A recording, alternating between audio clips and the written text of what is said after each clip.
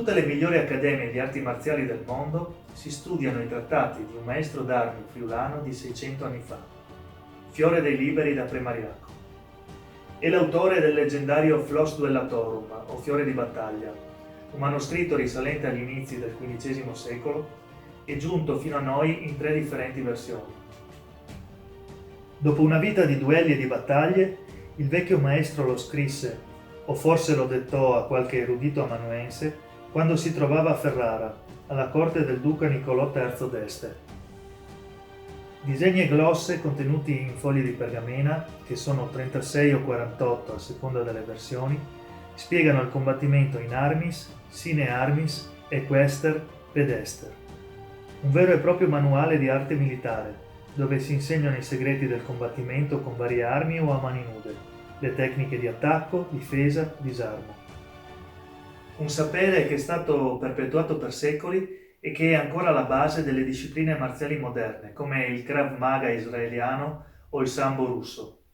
La pagina più famosa è il diagramma delle 7 spade, nel quale tra l'altro sono indicate le 4 virtù del perfetto schermitore: fortezza, audacia, occhio e velocità, rappresentate dall'elefante, dal leone, dalla lince e dalla tigre.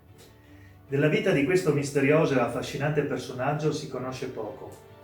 Secondo le scarne note biografiche del Flos, sarebbe nato attorno al 1350 a Pre Mariacco, Gastaldia di Cividale, nelle terre del patriarcato di Aquileia.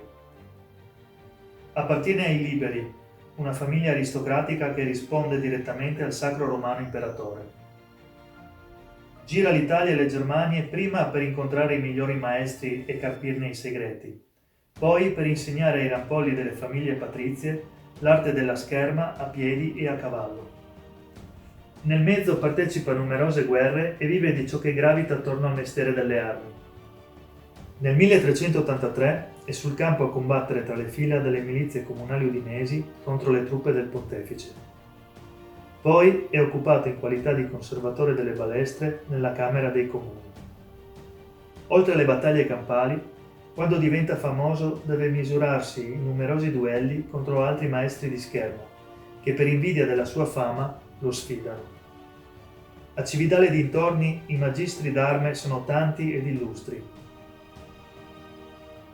Il Friuli è una terra di confine, perennemente in guerra, indurita dalla storia che qui è sempre passata come un'alluvione e che ha fatto crescere nella sua gente una scorza dura e un animo guardingo. Il carattere ferrigno di chi è abituato a vivere in allerta.